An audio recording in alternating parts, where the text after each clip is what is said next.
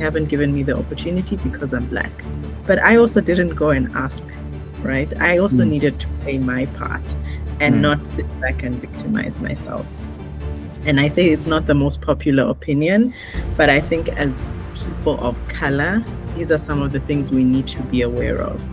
Right. Also, because our conditioning, our past thinking, sometimes it prohibits us or inhibits us from speaking up, from challenging people in authority, from, sharing your opinion in an unfiltered professional way, because you've been taught never to speak back to elders. You've been taught never to challenge people in authority. Hi, my name is Emeka Nwarulor, and welcome to Growth is Personal. Each week, I share insights and strategies that will equip you to accelerate your personal and professional growth and bring you conversations that will empower you to thrive in life, career, and business.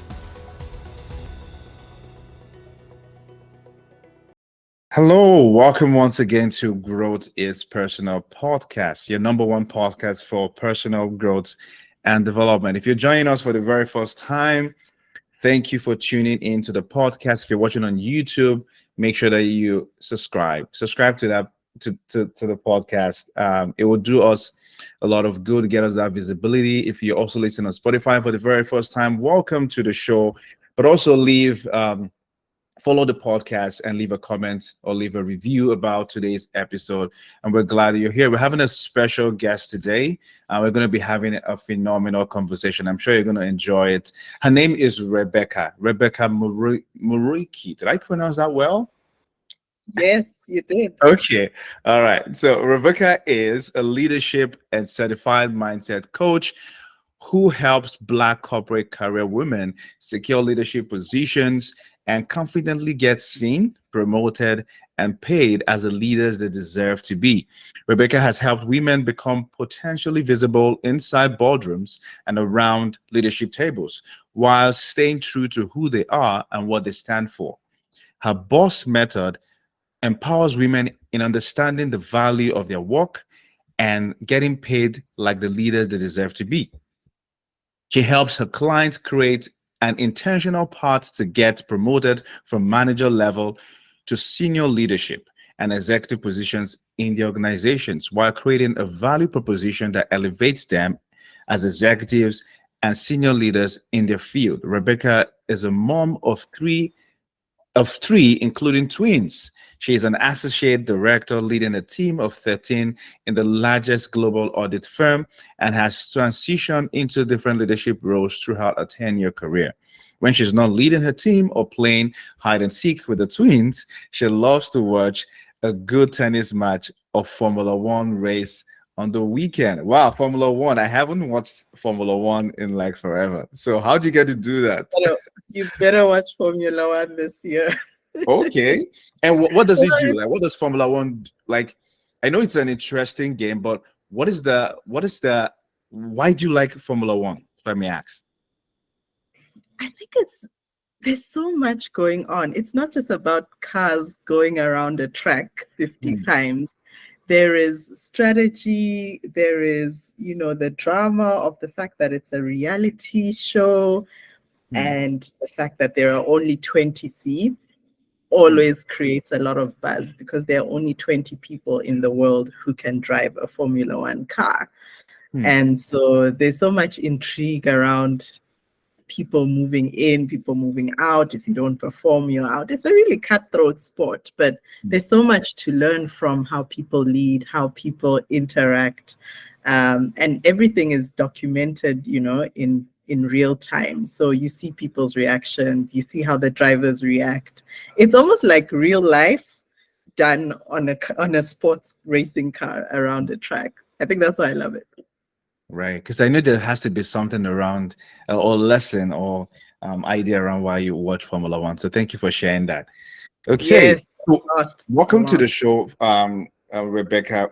Tell us about yourself a little bit more, and what do we have to learn to understand the journey of Rebecca? Like, understand your journey. What do we have to learn about you? That's a very good question. I look at myself as the epitome of determination. From a young age, I used to be the kind of girl who, if you tell me I can't do something, I'll be like, not only will I do it, I'll show you how to do it. Hmm. And so I've always been that person who looks for the challenge, especially the ones that are seemingly not achievable by people who look like me and you. And throughout the different phases in my life, I see how the things I have gone through have not just been learning lessons for me, but stepping stones to elevate other women who are going to go through the same situations, who are going to find themselves navigating microaggression, navigating being the only Black woman in the room, navigating having to balance or having to you deal with different, priorities, being a mother, focusing on a corporate career, pursuing your passions. And so I feel like my brand or my values, what I stand for, is really helping women, empowering them to become the leaders of themselves. Not even leaders in a corporate room, really becoming the leaders of themselves. Once you master yourself, and that's what your podcast is all about, Yeah. you can be an amazing leader, and you realize you've just been minimizing yourself to what other people have said is possible for you. Okay. That's a powerful way to start the conversation. I feel this is going to be a deep one.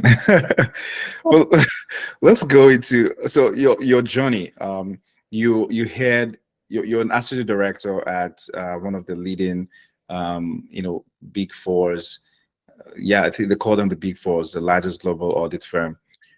So what is your journey like navigating the leadership landscape in that position? And as a woman of color, what has it been for you? And not many people get that opportunity.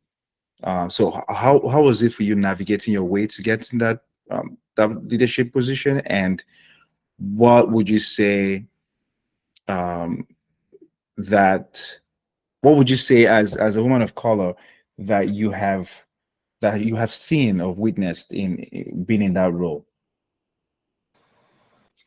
Yeah, I have been privileged, and I call it privilege, but when I was in the process, it was difficult, right? And so let me just backtrack to my sort of school days and how I transitioned into the corporate world.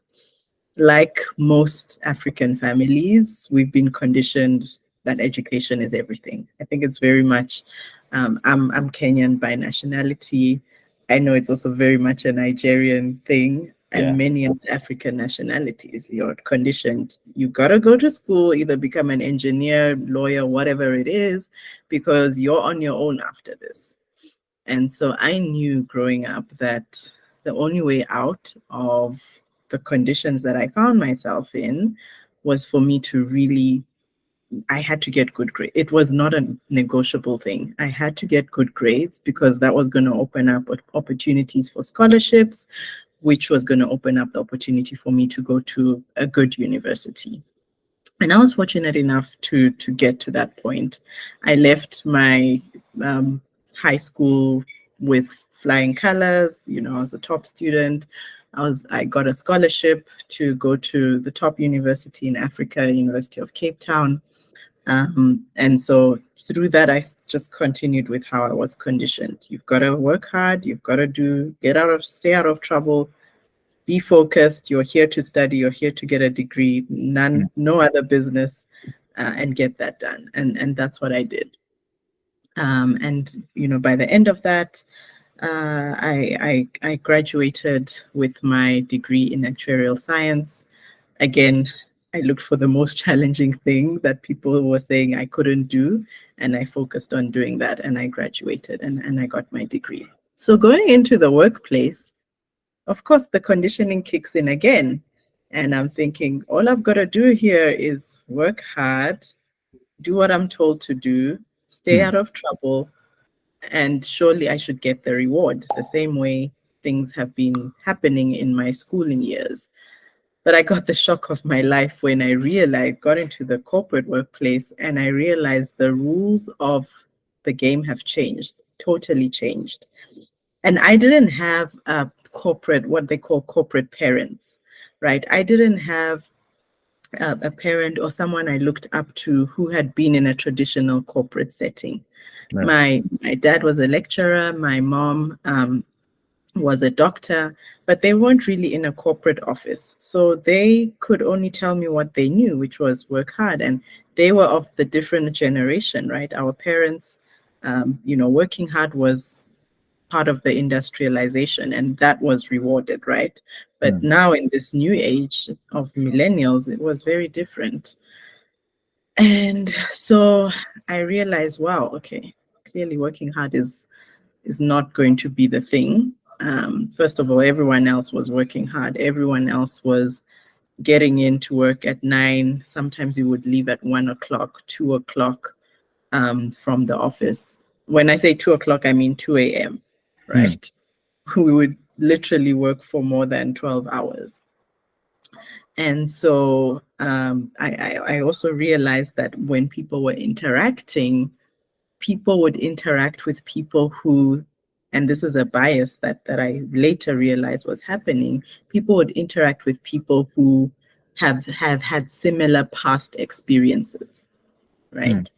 And naturally, by natural selection, what happens? If you're from a Black family, and for example, you've not been to Disney World on holidays, you can't sit at the table with people who talk about their holidays and experiences in the same way.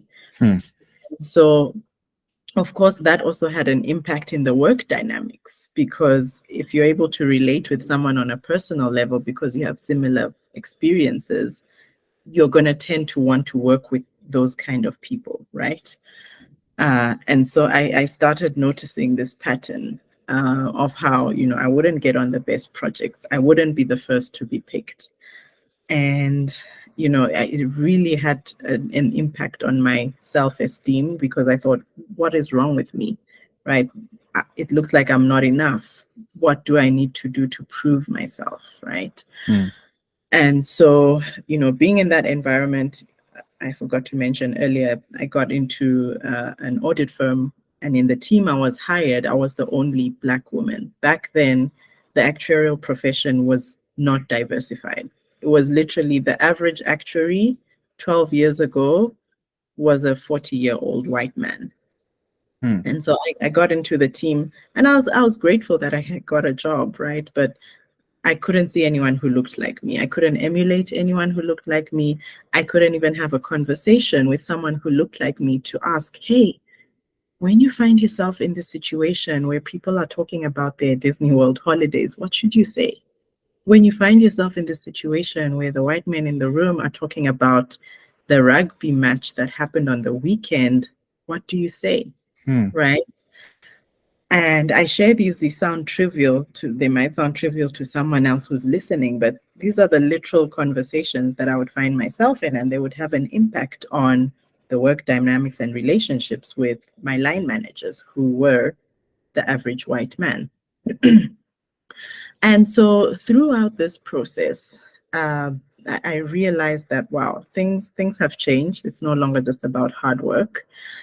And clearly familiarity plays a big role in how far you go. And there are other unwritten rules of this corporate game that I need to figure out, right? And because I didn't have the safety of someone who looked like me in leadership, there was no Black person in leadership. Like I said, I was the only one in this team who was of African, who was Black.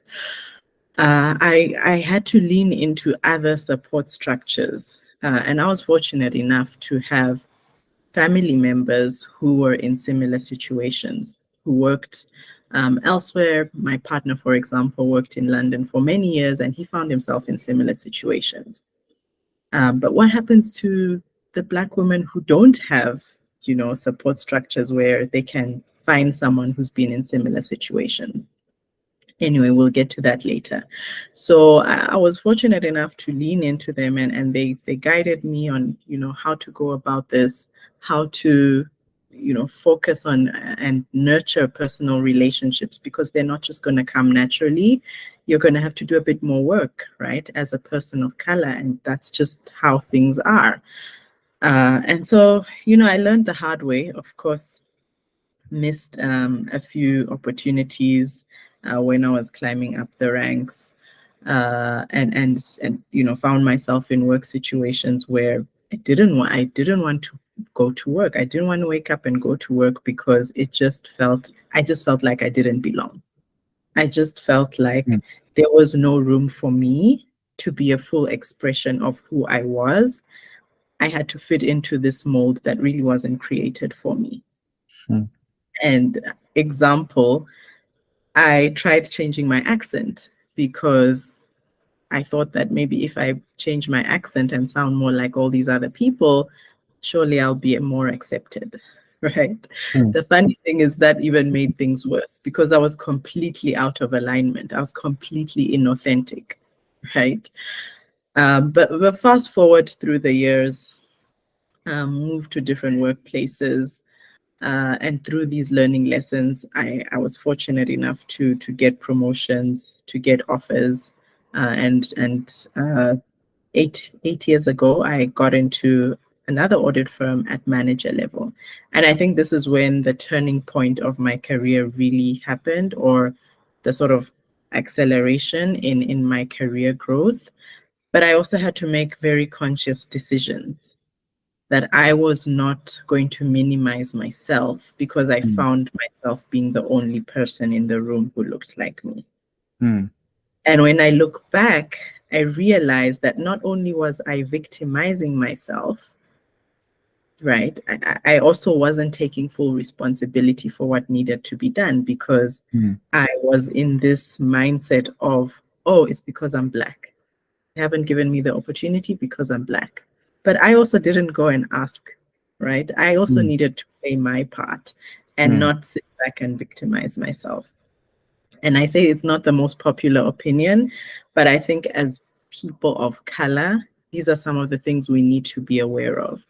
Right. Also, because our conditioning, our past thinking, sometimes it prohibits us or inhibits us from speaking up, from challenging people in authority, from, sharing your opinion in an unfiltered professional way, because you've been taught never to speak back to elders. You've been taught never to challenge people in authority.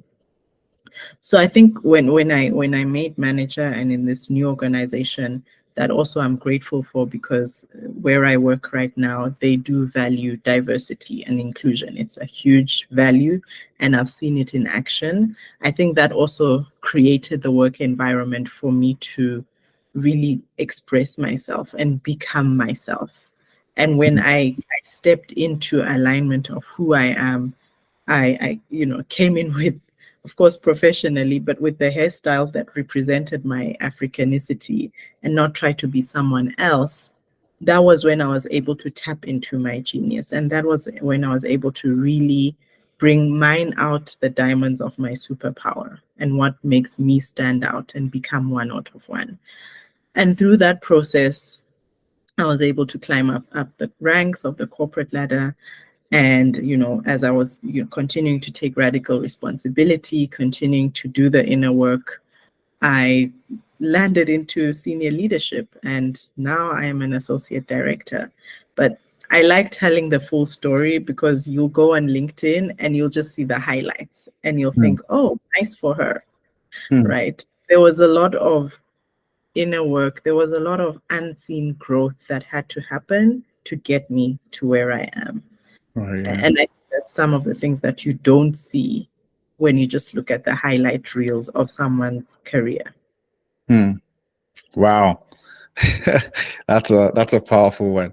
I just want to highlight some things that you mentioned that I think people need to catch. And before I move to my next question, around this idea of navigating the leadership's landscape and getting to where you are today, you had to make decisions. Decisions that, tough decisions about where you want to be and who you are. You had to take responsibility of, for your journey, to ask, to ask for those positions, to, put yourself out there. You also have to also be in an environment that that help you see a bigger picture of who you can become, right? Because the environment plays a role. One thing I've realized is that, you know, as new immigrants, there's a tendency to shrink to a certain environment that conforms to you what you're comfortable in, or that conforms to where you used to be, because you're afraid to be in an environment that will push you or stretch you, right? But you have to be intentional to plant yourself in this environment that will push you and say, hey, you can be more. There are more opportunities out there. And also you have to take radical responsibility. I mean, you mentioned some certain things. I'm like, did you? Because I had a guest some time ago. We talked about radical responsibility, and had another one about alignment. You kept mentioning alignment. I'm like, what? You know, so these are very, very highlight point that, you know, need to take into consideration if women of color and even men of color, you know, because this is not just about women alone, it's about, you know, people of color, how you can navigate your way. Good, great point. Let's go into the obstacles, because you were saying, you know, some things around the obstacles you face as people of color, women of color. What are the obstacles that you encountered, and how did you overcome them to reach your current role? I know one of the obstacles a lot of people face is the obstacle of, and sometimes I tell people that obstacles sometimes are the things we choose to create them to be. Like I don't see, often I don't see an obstacle. Like anything you want to achieve, you can go for it. But there are some obstacles that people face that stops them from reaching their full potential, whether within an organization. You know, maybe it could be, for example, that because of their accent, they're not able to communicate properly, so they miss out on opportunities. So they have to then improve. Some of them have to speak in a certain way so that they can feel among. So what were the obstacles that you encountered on your part, and how did you overcome them? Oh, yes, such a good question. And I also want to clarify that when I say I took radical responsibility, a lot of people will say, oh, but does that mean you should stay in a toxic work environment? Radical responsibility also means making the choice to leave a toxic work environment and being intentional on finding the environment that will help you grow and thrive. And I think I can for sure say that I've found myself in workplaces that were not the best work environment. And now that I've become wiser, some of the questions I ask, you know, potential employers is, what are you doing about getting more women in leadership? How many women are on the leadership track in your team, right? Because in an interview is not just about them getting to know you, it's also about you getting to see if this is a place where you can grow. And when you ask these questions, you can start to get intuition about whether this is actually an environment that will allow you to thrive. So I think that was one of the obstacles I faced. I didn't have the wisdom then. I was completely green, right? So to speak. I had the naivety of the schoolgirl who thought she could just work hard and win. And so I didn't do my due diligence, so to speak, on some of these organizations I found myself in. Another challenge I found myself in was having to realize that some of the things that served me in my youth growing up were no longer serving me in my corporate career. For example, being subdued and staying silent when a senior colleague or a leader tells you to do something or shares an opinion, that being subdued and not speaking back or not sharing your opinion doesn't serve you in your corporate career. It may have served you in your childhood when your parents were teaching you to be respectful, right? As our African parents do, but it doesn't serve you when you're in the corporate workplace. When I was in the corporate workplace, I realized that I needed to be proactive in sharing my opinion, even if I wasn't being asked for it. Again, another conditioning that served me in my childhood growing up, don't speak unless you're spoken to, that now I had to recondition and realize that it's actually good. It's good to speak up. It's good to share your opinions. It's good to challenge, because that shows people that you have the leadership potential, right? People who are just saying yes, yes, yes to everything, how are they going to be trusted to make decisions out of judgment, right? You've got to make a stand. And when you make a stand, that's how you stand out, right? But when you blend in with everyone else and everything else, just blend in with everything else, right? Everyone else. So I would say the two main obstacles for me were the work environment, the due diligence I needed to do, and two, the reconditioning I needed to do in terms of the beliefs that were instilled in me that were no longer serving me in my corporate career.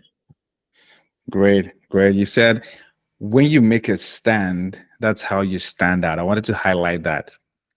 When you make a stand, write that down if you're listening or watching now. When you make a stand, that's how you stand out. And that's a very important point.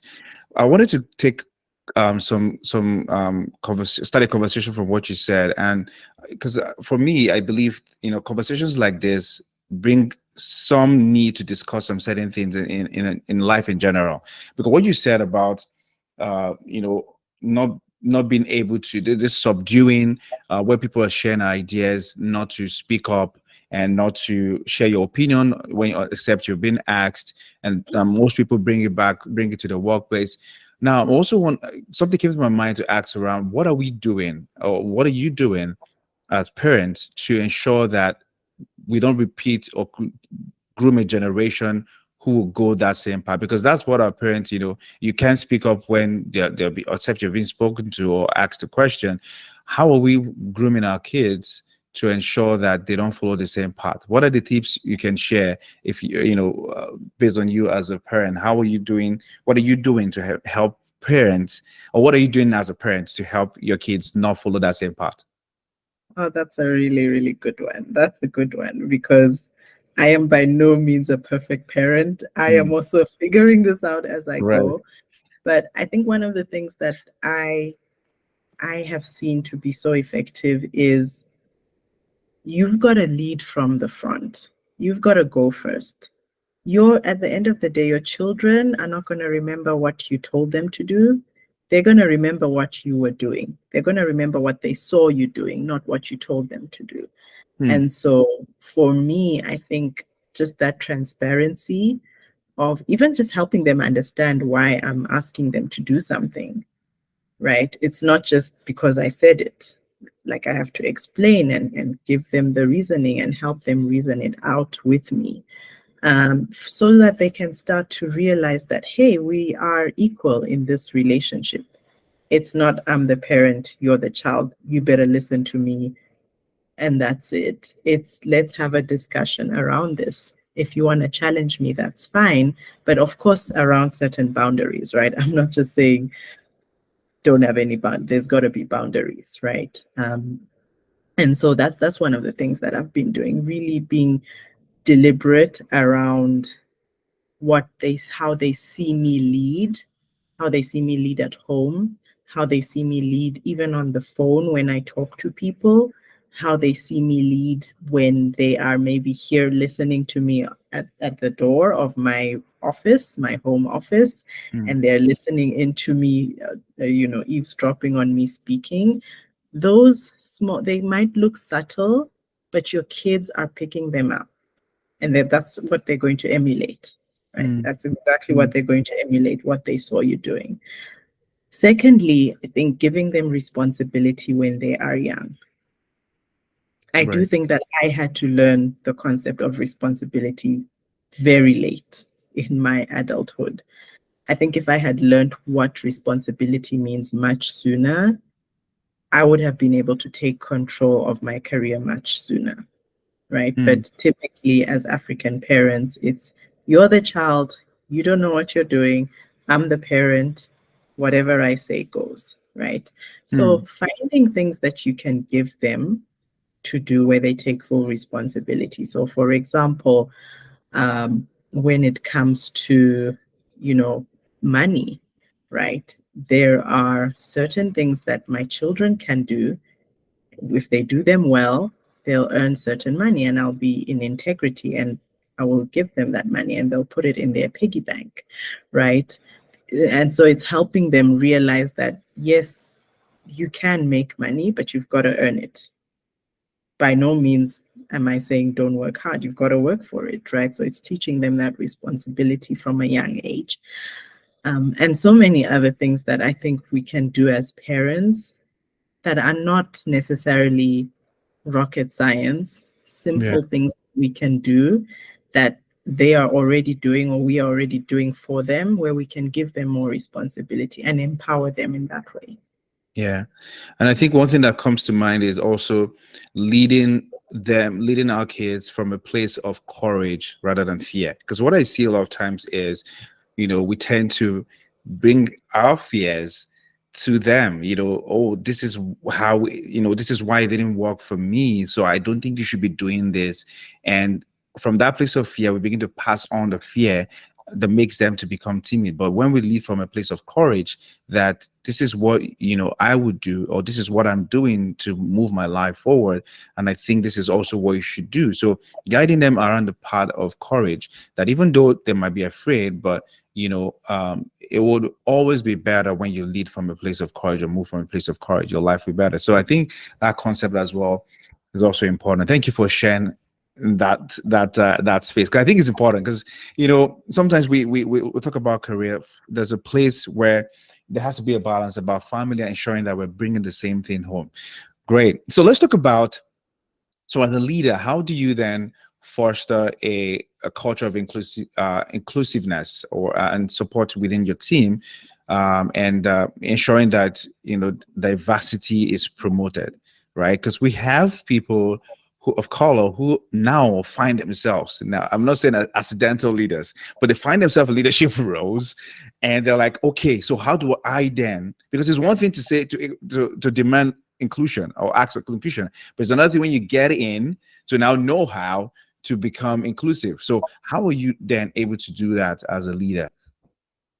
Oh, yes. So such a good question. I am also one of those who accidentally, well, not accidentally, I believe nothing happens by accident. I got into leadership when I wasn't really ready. So my boss left unceremoniously I think it's about 6 years ago. And I was left with a team to lead. And, the organization was like, Rebecca, it's either you or this team falls apart. So I also had to, figure this out as I go, but I also learned to look at what others were doing, others that I looked up to and respected and just admired the way they led their people. And I think inclusivity can be done in a very simple way. I think the challenge is doing it consistently. And especially when the default is to just not be inclusive, right? So for example, actively listening to your team. Even when you know that what someone is telling you is probably not factual, you've still got to be there and listen. You've still got to be that leader who is there for your team, right? You've still got to be there and have that empathy. I think this new modern leadership is no longer the dictatorial style of leadership where people are just treated as assets. You've got to treat people as the human that you also are and bring that human nature into your work. And I think it also requires an element of vulnerability, not one that necessarily diminishes your authority, but one that makes others see in your team that you're also a person and you can make mistakes. And when you do make mistakes as a leader, you take responsibility for them, right? Do not try and throw someone else under the bus or try and pin someone else to the mistake. You, as the leader, take ultimate responsibility for your team. So I think doing simple things like those over a long period of time builds up that culture of inclusivity. And then when people come in, because the culture is so strong, they either conform to the culture or maybe for some reason or another, if their values don't align, they move out. But it really starts with doing it, and you've got to do it consistently, even when you don't feel like it, even when you know this is not fair, or, I really shouldn't be listening to this person. You've got to continue to do it because, again, just like children, your team members are not going to remember what you said. They're going to remember how you made them feel.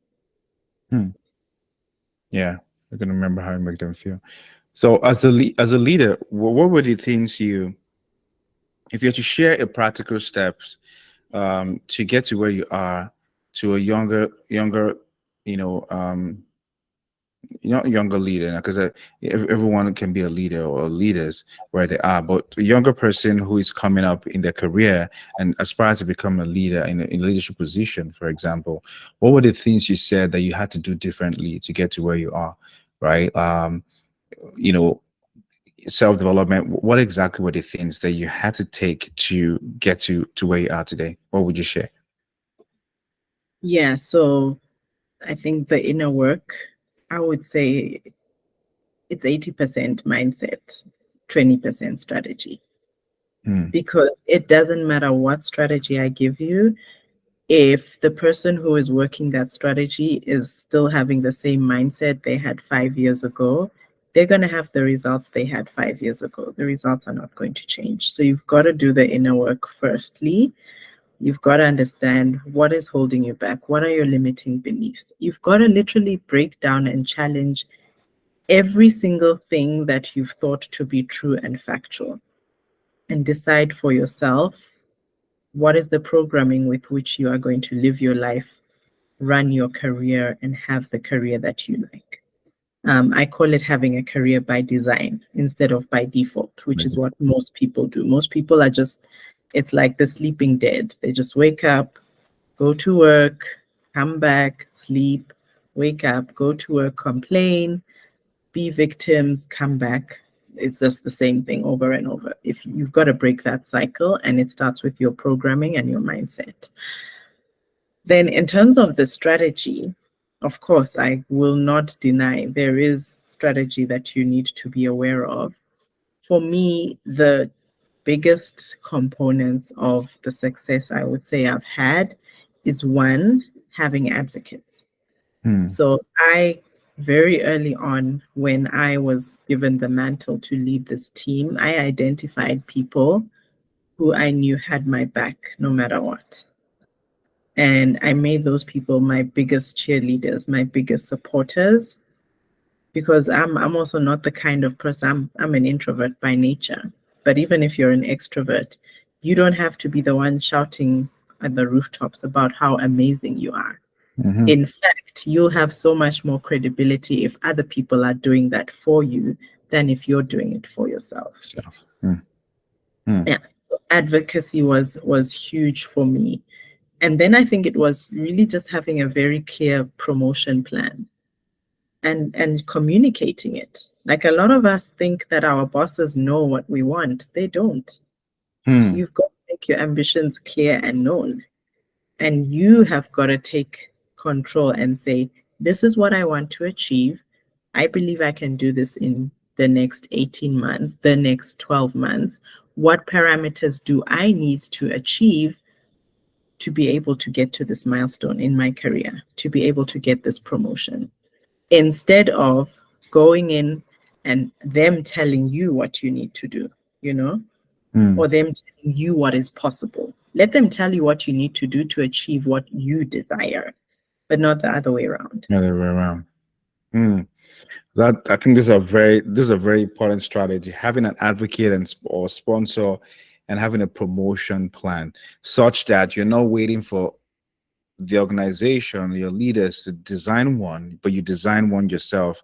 And that way it's more it's more in alignment with what you want, right? Because sometimes you find people getting promotions that it's not in alignment. It's just because this is what they, by default, the structure has been, and we feel like it's now time for you to get up there. But maybe your own path was not to get up there at this time, but to get up there at a certain time. But because you did not discuss your promotion plan, someone had to do that for you. So yeah, that's a very good point. But I want to talk about the sponsorship piece there, because I think it's very important. Or some people call it or I'll ask you this question to differentiate mentors and sponsors.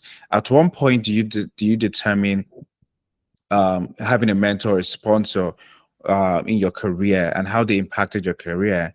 And number two, how do you then, because before you have a sponsor, when you need a sponsor, it's too late to find one. You have to build, how do you build a sponsor before you need one? Like what were the things you had to do to build to find a sponsor, if I will use that word? Yes, very, very good question. And I'm going to take that phrase you said, because when you're looking for one, it's too late. It's Yeah. so I think when it comes to, okay, I see mentorship as someone who is guiding you, right? Who is sort of showing you what the ropes of leadership look like, showing you what the different leadership ladders look like, and what leadership looks like at the top, right? Someone that you can maybe even emulate. Whereas a sponsor is someone who is in your day-to-day career, who is probably in that organization. It has to be someone influential, right? It can't just be, your friend at, on the desk next to your office cubicle. It has to really be someone who's influential, who is going to be in the room when those decisions are being made. Because every single pivotal decision about your career is always made when you're outside the room. So you need people who are inside the room. And, sometimes it happens naturally. So sometimes you will get into an organization and there'll maybe be a leader or two who'll just naturally gravitate towards you. That's awesome. Maybe you'll have had a connection with them from before you were in the organization.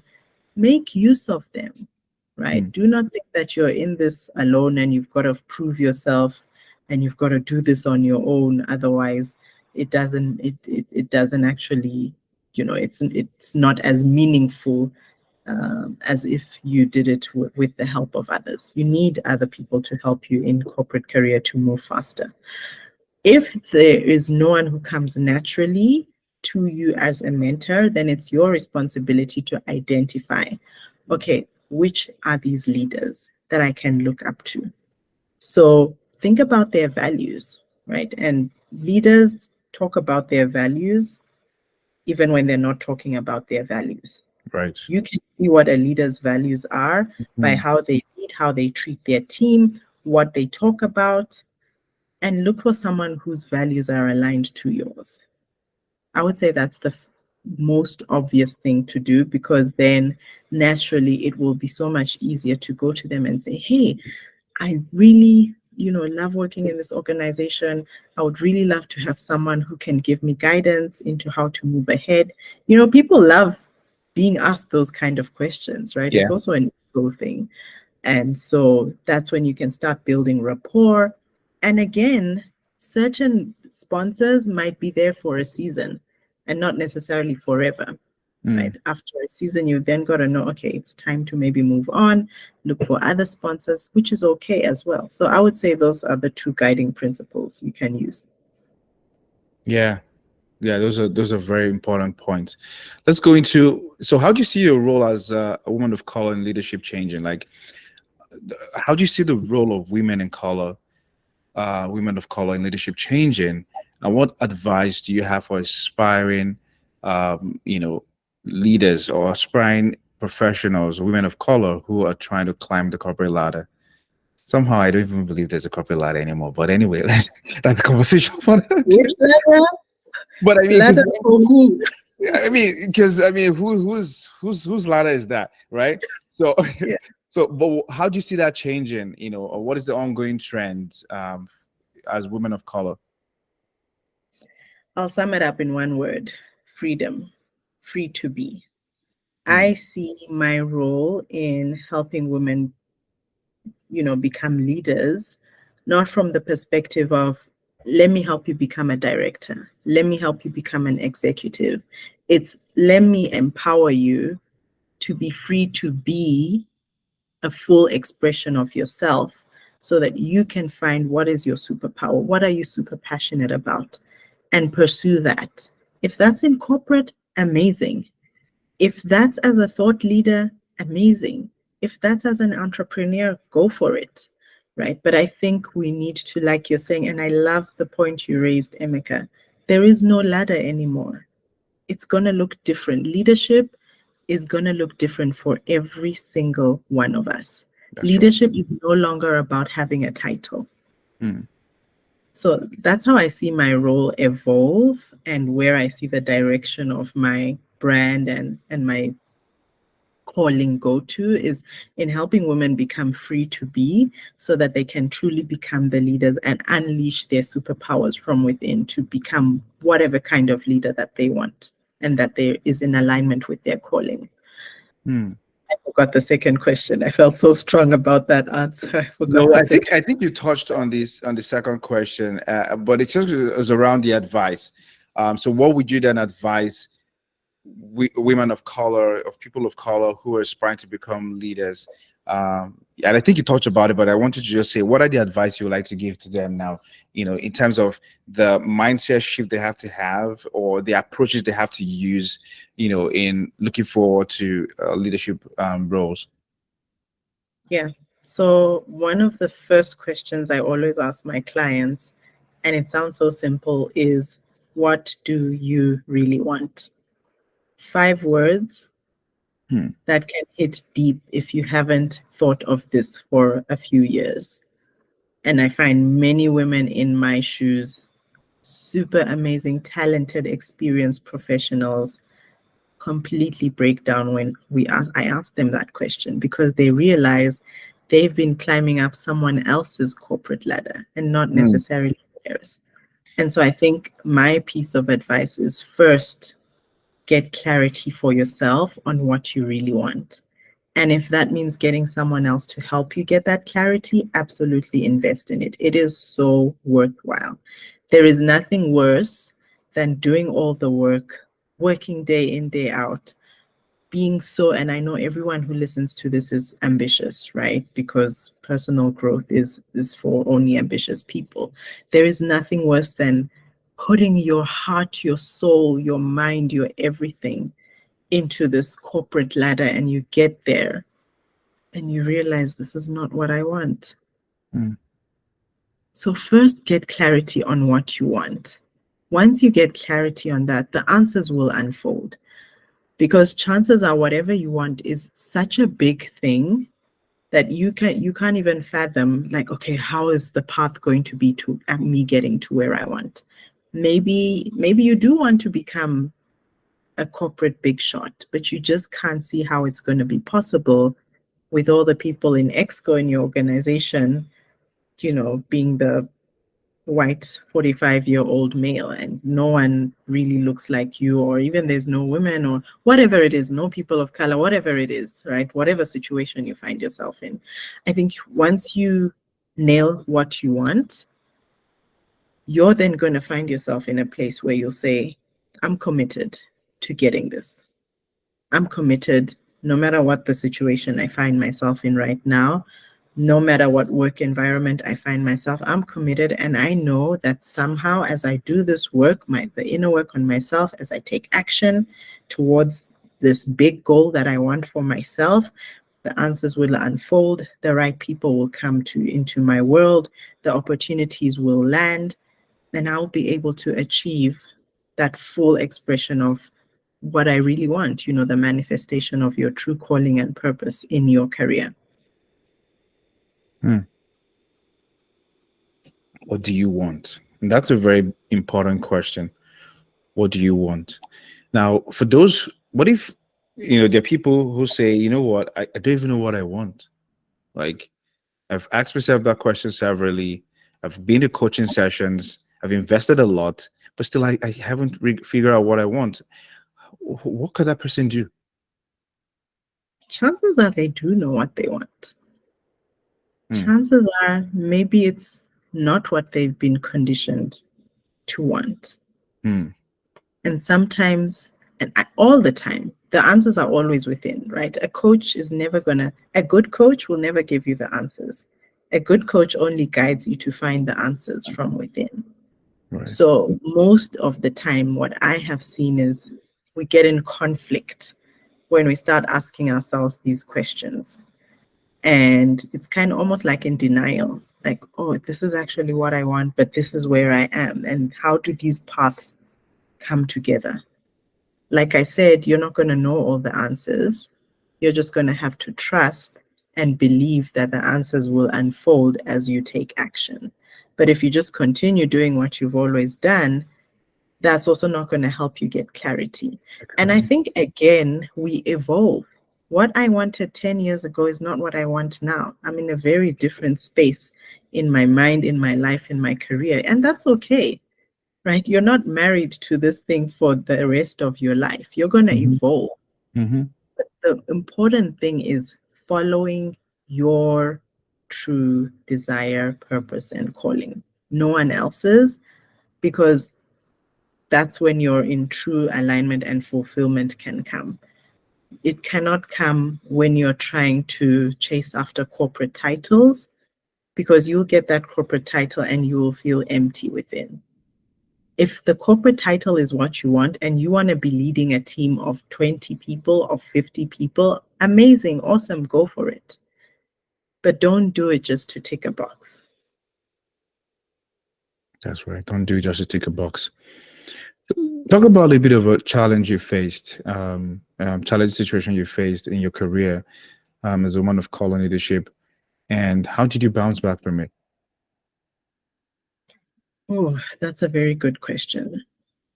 I think as women, because there are so few of us in leadership, what I have seen is that we don't support each other when we get there. We think that only one of us can be successful. And so what I have had to navigate a lot of times is navigating women who seem to be in support of you, but are not really in support of you. And I'm not saying this as an attack on women at all. I'm just giving my perspective of what I have experienced. And so for me, I have personally, that's why what I do in women empowerment and leadership, that's why it's so personal for me. And that's why I call what I do elevator, the elevator community, because I see myself in this elevator going up, but I don't want to go up alone, because that's what I've experienced. And I think as women, we need to remember that when we get to the top, we have a responsibility to get other women up. We have a responsibility to be the voice in those rooms. Be the voice for those women. Who's going to speak up for them if you're not speaking up for them? Or even worse, if you're speaking down on them. So for me, that's one of the interesting things I've had to navigate. And, I think a lot of women will relate to this, right? You know, the typical women boss who a lot of times we struggle as women to work with. So there is a way, there is a better way, and we can all be successful. We can all rise together to the top. There is more than enough room for many women to lead in a single organization, industry, whatever it is. And that's why for me, this is so dear to my heart, because I want to see other women succeed, not just myself. And I see this as a responsibility as well, because now that I'm in the room, I have the voice. Even though my vote is one, I have the voice, and I can raise my convictions to help other women and uplift them and elevate them. Why is that important? Like, why is it important for other women also to support each other to get to the top? Why is that important? Men are doing it. Just look at our men counterparts. They do it all the time. We need to learn from them and realize that we are stronger together, not apart. Not apart. Yeah, because I asked that because I think if we understand the importance of why that should happen, then people will begin to see the need to do it. Because the importance means, for me, one of the things I always say is when we have enough people, I mean, we probably might not be able to have enough people, but when we can have a good number of people in the room, our voice would be stronger, right? Like it would have more examples would have more representation of what it looks like to be there, and and we'll have more stories because each of us would have our unique journey, and we'll be able to share different stories that would relate or would apply to every other person coming along the way. So thank you for sharing that. What would you say? What would you say, in terms of managing leadership role and ensuring that you have a healthy balance in your personal life? How have you been able to do that? As a mother, also in your leadership position, role, how are you able to manage to still have a healthy balance? Because I follow you on Instagram, so I see how you still have fun. So how do you create that healthy balance to ensure that we're still sane and happy? Yeah, yeah. So again, I have a lot of unpopular opinions, but my unpopular opinion is balance doesn't exist. Hmm. It's impossible, Emeka, to balance. At one point in time, there will be something that will take priority over something else. Yeah. And if you don't agree, just look at how much time you've spent on the top 3 important things in your life today. You have not spent an equal time on each of those things. So it's important to know which season you're in. And for me, I embrace the power of seasons. Why? Because 1, seasons are temporary. But 2, seasons are what helps me be in acceptance and at peace with the fact that it's okay that right now I'm in a career growth season. And that means that the amount of time I spend with my children is less. But when I am present with my children, I'm going to do it differently. And my version of motherhood is going to look very different to a stay-at-home mom. But there will become a season in my life where I will want to have my family first. And maybe that will mean going into business full time and helping other corporate women rise up the ranks. And in that season, I will be able to give much more time to having a family-led lifestyle as opposed to a career-led lifestyle. So for me, that's how I look at it. That's what has really kept me sane, because before that, I used to have a lot of comparison syndrome.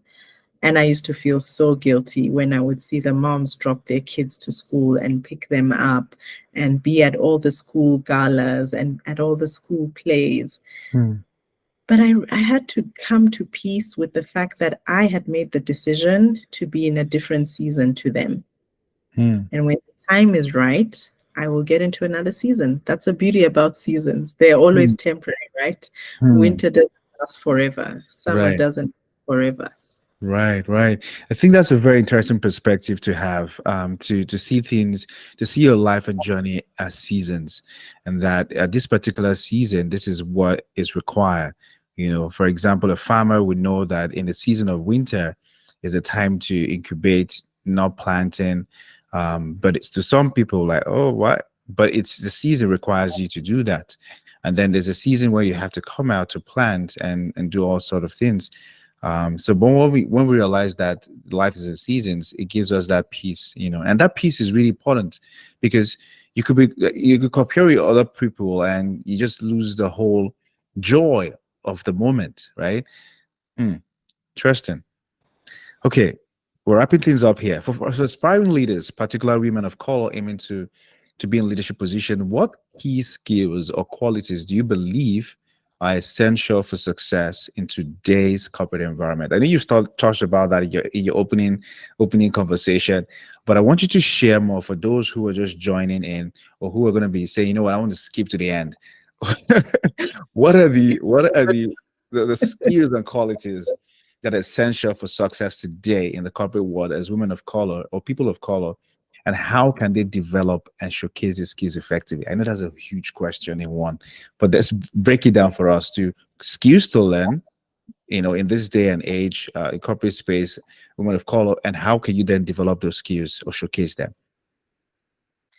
Yes. Oh my goodness. Wow, Emeka, your questions are top notch. I would say that there are many skills. Leadership is an aura of so many different things. You have got to decide where you want to play in your leadership journey So your leadership blueprint is going to look different from mine, is going to look different from Emeka's. You've got to really decide where you want to play. For me, when I look at leadership right now, what I see people really, really gravitating towards is the empathetic leader, the leader who leads from the front, the leader who has the ability to be courageous, the leader who is going in the battlefield with their team. They're not sending their team off to fight and be like, bye-bye, come back at the end of the day. They are in the ring with them. And that's how you win people. Because for me, my version of leadership is people first. People first. And those are the skills that I've seen come handy through and through, over and over again. But again, when it comes to, general leadership, there are other things that happen. Being decisive has been such a great tool to have. And you're going to build this as you become more and more of a leader and you have more responsibilities. But decisiveness is important. You have got to trust your judgment. You have got to be so convicted about what it is you believe in. It's almost like you become a martyr for it, like you would die for it. You strongly believe in this. This is the way to go. And not in an arrogant way, in a way that you're also willing to listen to others, in a way that you also will remember the inclusivity discussion. Even when you know what the decision needs to be, you're still going to listen to what everyone else is saying before you make the decision. So those are the skills I would say stand out for me now as I pick out what the current generation of the people I lead are looking for.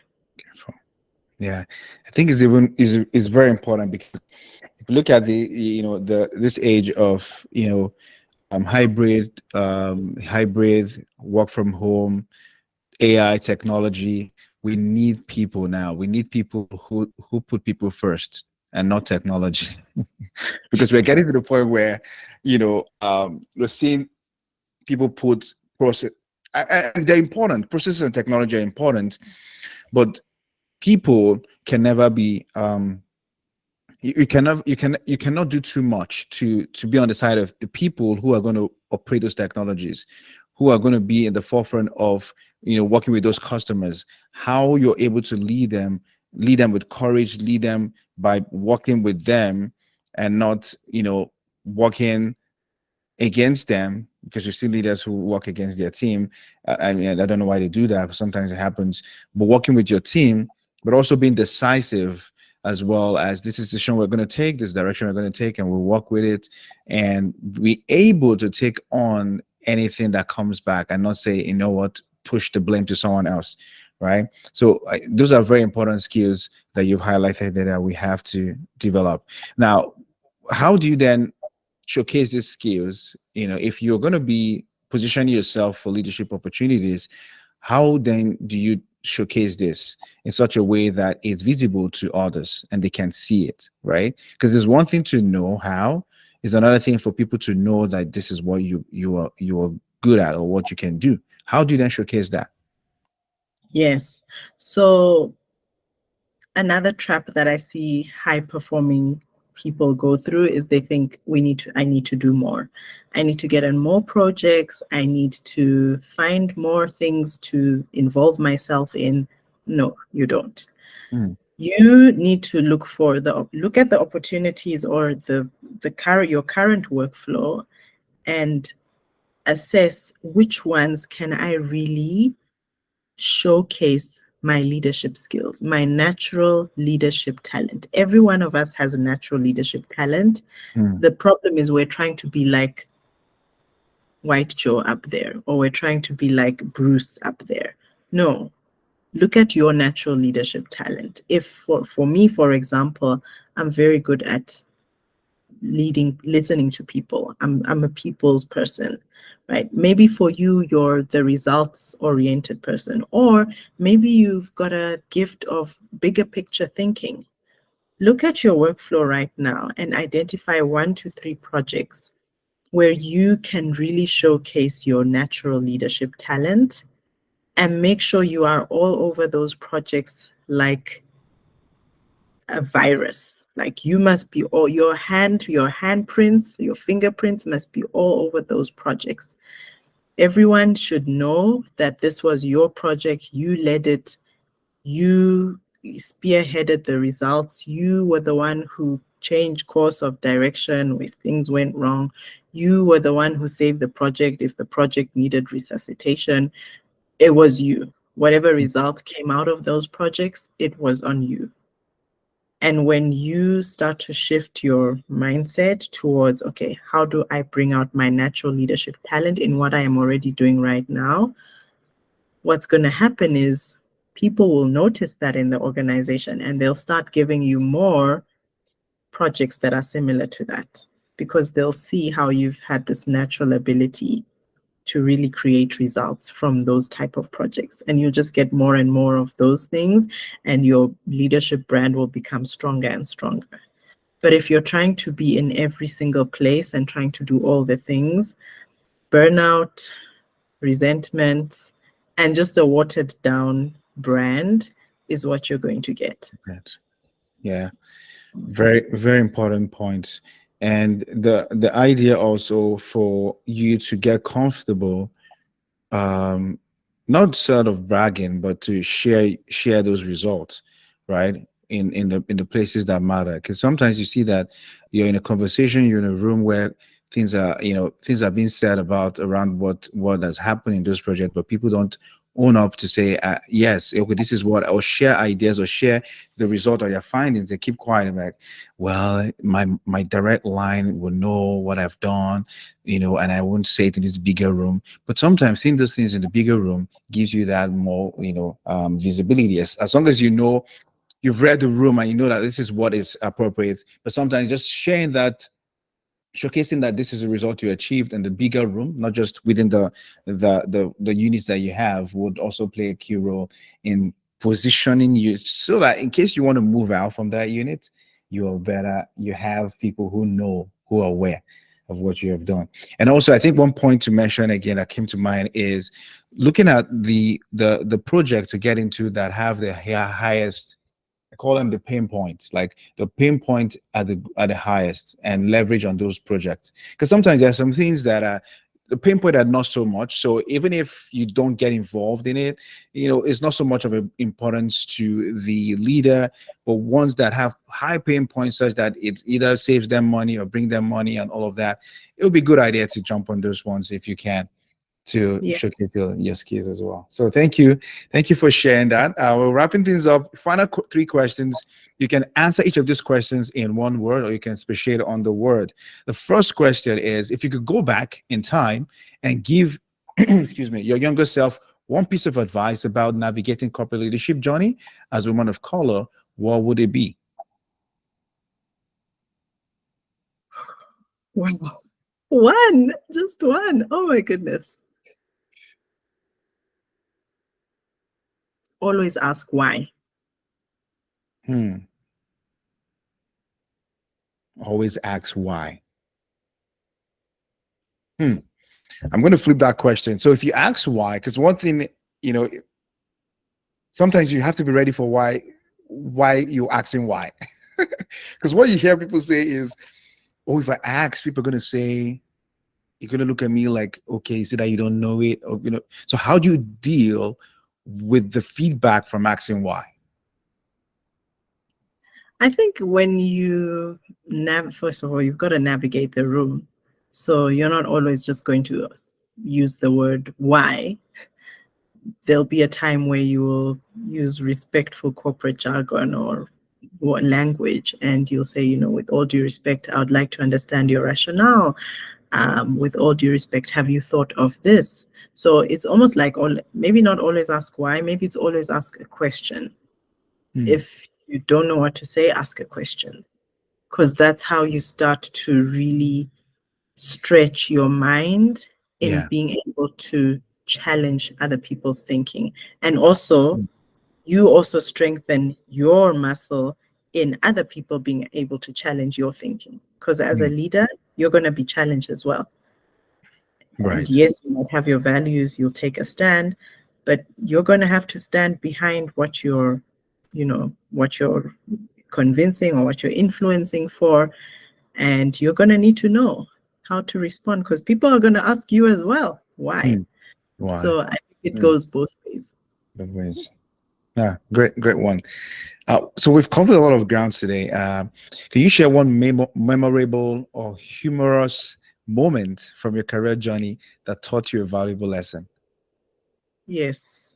When I went to lunch in my first year, and we went to a Japanese restaurant, and guess what cutlery they brought out for us to use to eat? What did they call that stuff?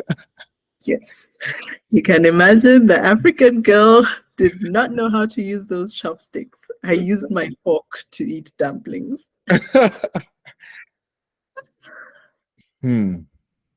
Okay. So what lesson did it teach you?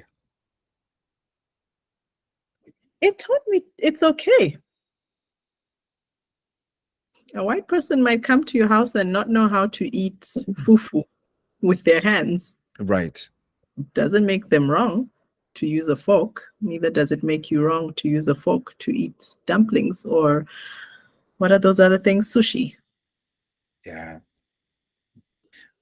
Powerful words to say there, because that is one, especially people of color, one of the struggles is how to behave in certain rooms. The fear of how would they behave appropriately, would they be able to use the appropriate terminologies or culture, but getting to know that it's okay to not know, as long as you're willing to know. It's okay to start from ground zero. It's okay to be in a room that you feel uncomfortable, because it's just going to help you get better.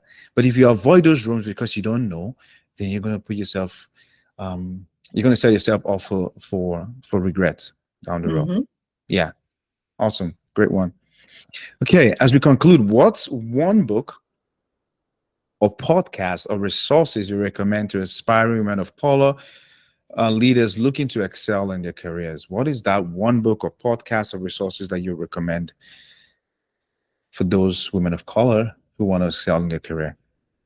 I don't have it on my desk right now, but it's called A Happy Pocket Full of Money. That's my favorite book ever. It's written by a guy called David Gikandi. He's actually Kenyan. I'm not saying that I'm biased in favoriting his book, but it is so good. It is so good. It will shift your perspective in ways that are undescribable. I love the title, A Happy Pocket Full of Money. It's not even about money. That's the funny. Oh, it's not about money? Nope. Okay. You've got to read it to find out what it's about. What it's about, right? Okay, I'll write that on my list. Thank you for sharing that. It was a pleasure to have you on the show, Rebecca. Are there any final words you want to share with listeners or those who are going to be watching? Look, I think everyone's journey is going to be different. If you're watching or listening to this podcast, then there's something special in you, and you've got to remember that every single day. Do not allow anyone to minimize it, to tell you what's possible. You define what's possible for you, and you go for it. Now, that might feel a bit hypey, but it's the truth. I don't know how to say it in a more corporately appropriate way, but you literally have the power to create the career that you want. We just haven't been conditioned that way. Yeah. Great. Thank you so much. Please, if you're going to be watching this, leave a comment. If you have questions to ask Rebecca, just drop a comment there. I'll find a way to get it across to Rebecca. We'll have all her information on how to reach her, connect with her on the podcast notes. And also, she has a podcast, the Elevate Her podcast. So go check it out. I mean, if you get so much value, if you've gotten so much value from this episode, I imagine what you would get just going to her podcast. So Elevate Her podcast. I think that's going to be on Spotify as well, right? Spotify, Okay. Apple Podcast, all the major podcast Podcast apps. platform. Yeah. So please go give her a shout out. Follow her podcast as well. And yeah, it's such an interesting conversation. I enjoy every bit of it. Thank you for being a part of this show. Hopefully, when next we invite you, because I think there's a lot to unpack. We didn't go to the business side of things or the coaching side of things, but hopefully some other time we invite you to come on the show. Thank you. And yeah, remember, your growth is personal. No one is responsible for your personal growth, but you. Stay blessed. And till we see the next episode, bye for now. Thank you for listening to today's episode. If you love this episode, share it with your friends on Facebook, Instagram, or LinkedIn. If you haven't already done so, hit the subscribe button so you don't miss any of our episode, and give us a rating. This will help our podcast get more visibility to those who don't know about this podcast. Remember, your growth is personal. No one is responsible for your personal growth but you. Stay blessed.